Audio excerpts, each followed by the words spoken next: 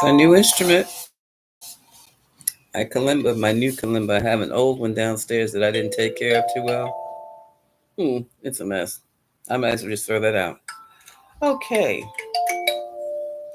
we're smack dab in the middle of eclipse season. Well, in two of them anyway. We had a lunar eclipse last week, and upcoming this week we have the 8th, the big bad solar eclipse.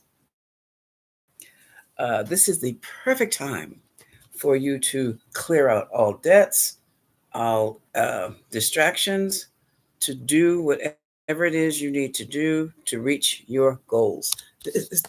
Excuse me. This is the time of me and this camera. This is the time of achieving your dreams. Okay, it's nothing to be afraid of. Um, the ancients were very afraid of these eclipses, and probably some people today, because during an eclipse, well, what is hidden is going to be brought to light, and that can create problems.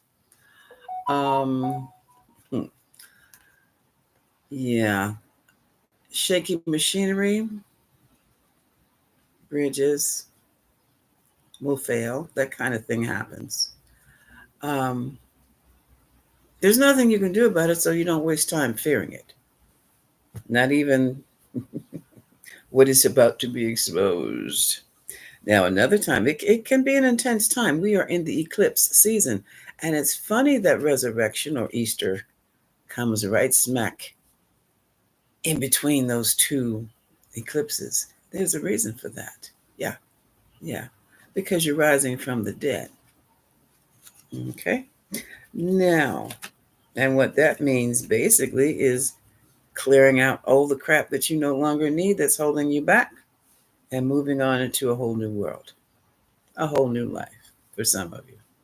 All right, what I want to do today, this morning, I have the Dark Goddess deck. I'm going to look through some of the shadows to see what work we need to be working on, or what's going to basically come up for us during this eclipse season, especially for the one in April that's coming up, April the 8th. Okay. And it's so funny because everybody's going, ooh, we only get to see part of it. If we're going to see the whole eclipse, we're going to have to use the the laptop, probably watch it on NASA.com or something. Well, anyway, which also means something. That means it's only going to affect you partially. So let's see. What is the message from the Dark Goddess for us? I don't know if I want to do Dark Goddess every day because she's a bit intense. They are intense goddesses because what they do is that they bring out our shadow side. And our shadow side is the side we want to hide from everyone because it's kind of disgusting. It's definitely antisocial. And we don't want anybody to know we have that inside of us. So what? It's coming out. The shadow. I'm coming out. I want the world to know. And it's our purpose to be aware of our shadows, being able to put our finger on identify our shadows. Bad behavior, nasty attitudes, how we think negatively, toxic thinking, all that kind of stuff. We're human. We're supposed to have this because you don't get rid of your shadow. You learn to manage it once you've identified it. For instance, let's say a wild and crazy gal like myself. This is just an example. I'm not saying this happened. What is our shadow message for the day? Let's say I just got married because I was in love 1 minute, but now I want to see the world. Let's say married 6 months. Now I want to see the world. What do? I start charting out of the country adventures and leave hubby behind. That's a shadow move. Okay, that's a shadow move. Like maybe leave a note. See you later, dear. Going to Spain. Be back in 2 weeks. That's a shadow move. Okay. Um, Let me think of another shadow move, maybe not so adventurous. Let's see. What let me try to think of what I have in my I recognize the shadow move I have. When people step on my toes or make me angry, I have a mean streak and a way of judging them to their face in front of everyone. They call it giving it a read in some demographics. Yeah, yeah, and you're also being deliberately nasty, and you know how to hurt that person's feelings who has made you mad, and it's just that is exactly what you're doing, hurting their feelings for daring to make you mad. That's shadow. Mhm. And I'm aware of it. I have learned to keep my mouth shut in certain instances. Because what if those people are giving me that, telling me the truth about myself? It's not their fault they don't want to hear it. But I don't let people get away with that too often. Um, Taking a vow of monogamy, taking a committed vow, getting married, and then running back to the ex the night of the wedding. Not to stay, just to hit it one more time. And we're going to do this. Let's do this every weekend. Shadow. Somebody who is says they're monogamous when they're polyamorous and they've married somebody. That's definite shadow work. You're gonna have to sit on that need to see other people if you're gonna commit in a monogamous relationship, and vice versa. When you represent yourself as being poly, and you know deep down inside you're monogamous, that's shadow. Okay, cards. Have we flipped one more? Okay. The shadow of it all. Let's see. Oh, one big shadow we're seeing right about now is Kensington Palace. And we still don't know what's going on over there. How about that? That's all in the shadows. The lies, the sneakiness. And I mean, such elementary sneakiness. Kids do things like that. Okay, let's get. Ooh, here's a shadow quality that we need to check ourselves with. The shadow, you check yourself. No one checks you about it. No one sends up or flags you on this. This is what you have to do for yourself. You have to identify this and be aware of it because some of you get obsessed. Shang-Chi, she talks about obsession, just obsessed over a person, a place, or a thing to your own detriment. It's like a dog that gets a bone and it just will not let it go. Once you realize that about yourself, you will know when you're going over the line, crossing that line. Okay. Compliance. Now, here's another thing too compliant. Too, I won't rock the boat. Too easygoing. Somebody's made a doormat out of you, especially on the job. So someone's going from obsessive or obsessive compliance. Either way, that's doormat. Okay.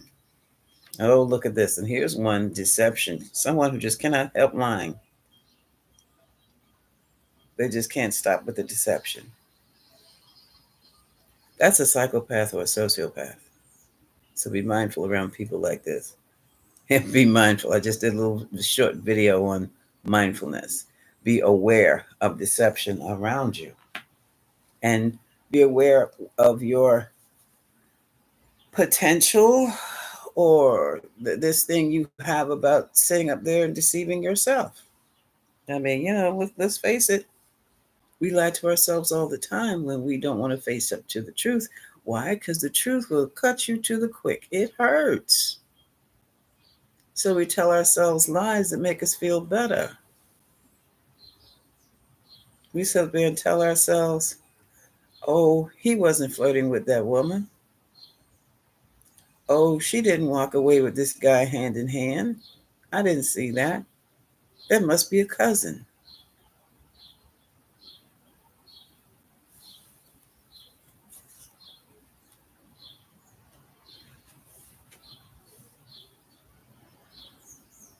They treat me badly, but I know they love me.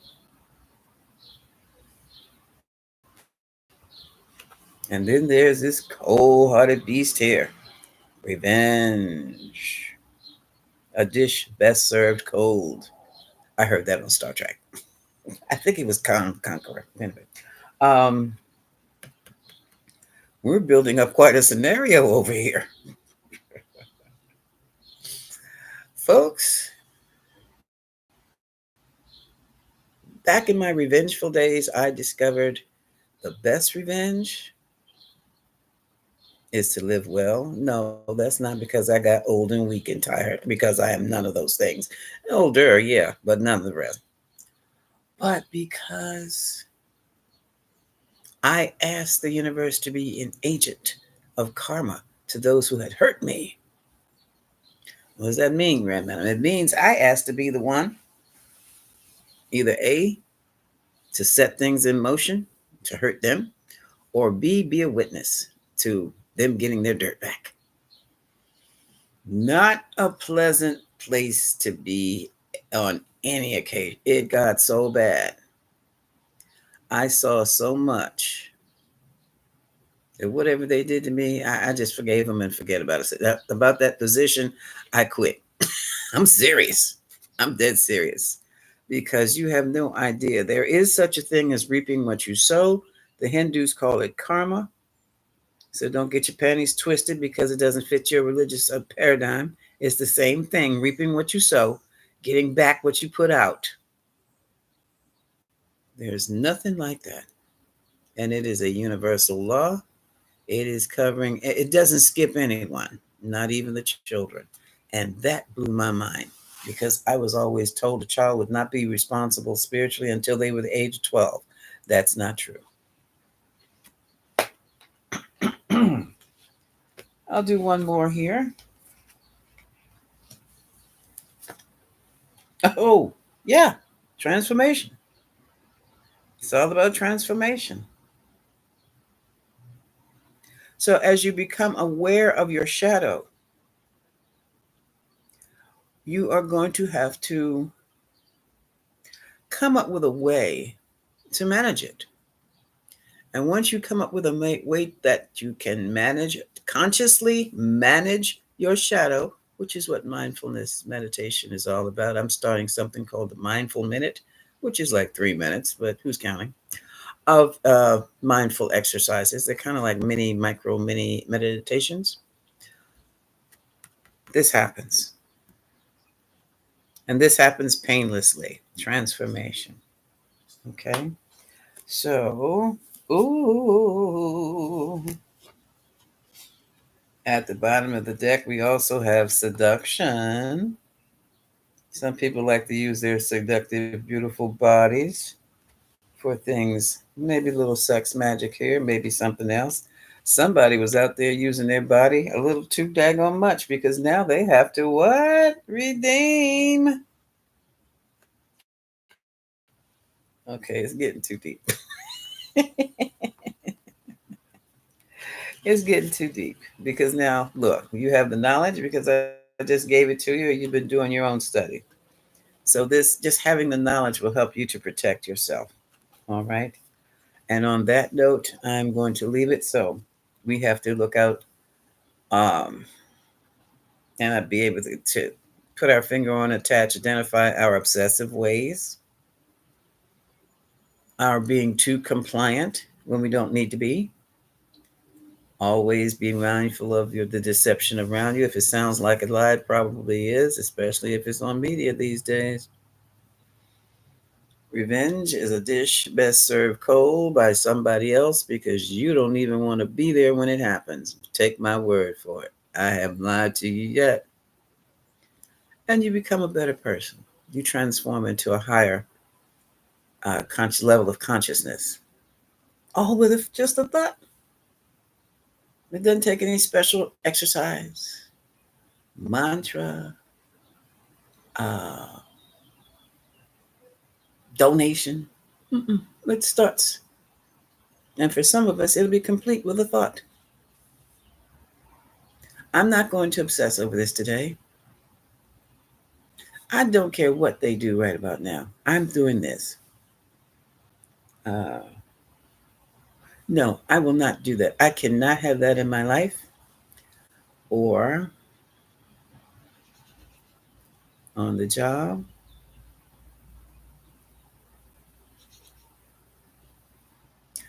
I can, maybe I'll have to pray over this because I can't see myself involved in anything like this. I'm sorry.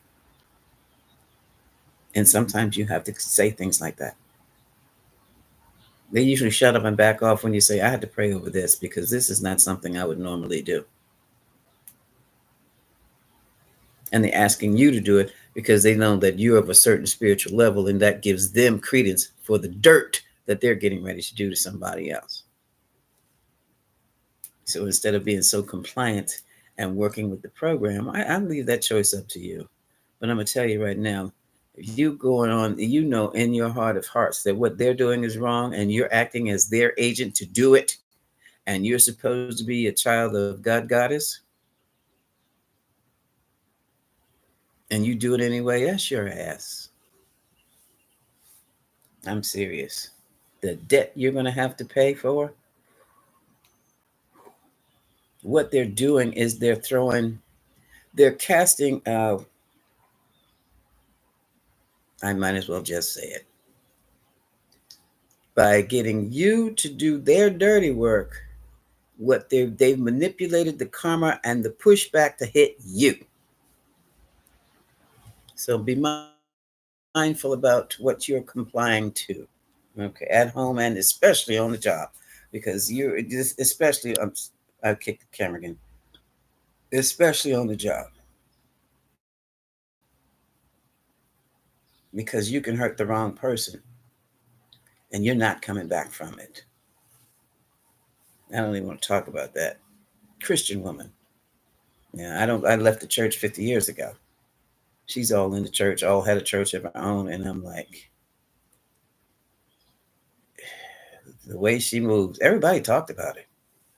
She does not move. She does not move like a Christian. She had this habit of seducing these men. And yeah, married, seducing these men and pulling them in. She was on an information type secret. She was the CIA. Do you hear me? I have never seen so much intelligence collected in my life. Maybe in a espionage movie for management on that rinky dink little job. I'm like, I had to lay her out. As the kids say, check her on several occasions before I realized this woman has a mental problem. Hmm. And it's going to accumulate and it's going to get her and it's going to tear her apart one day. And so I retired. Oh, but God. I, I truly, in my heart of hearts, hope it was not me that triggered what happened to her. And I'm dead serious because there's no coming back from that. None. You can plead the blood till the cows come home. You're not coming back for what you set in motion. Okay? Uh, which goes back the revenge thing. So we just did the deception and the revenge and the transformation. These are going to be interesting times for this year in the eclipse. With the eclipse, ground yourself because what is also happening is that not only are we being challenged on what we've always believed, our beliefs, and what we think we know, we're being put to the test of how we're going to react when we find out it was all false. Ground yourself. The lesson is do not attach yourself to any philosophy, any person, place, or thing to the extent that you can't pull back. Okay? I'm not saying to believe or what not to believe. I'm saying if what you believe is true, When the evidence shows something else, you're going to be surprised, you're going to be shocked, and you're going to be hurt. Weigh it out. But this, I'm going to believe it anyway after the evidence has shown you you're doing something wrong. You're going to hurt yourself badly. Okay? Yeah, I've seen that too often. And not in my work, just in the neighborhoods or on the job. On that, folks, I'm going to keep my reading short. I think that's one of the problems with my energy level. I think I'll be doing my lives, but I'll also be kicking in some videos. So I will see you when I do. Much love.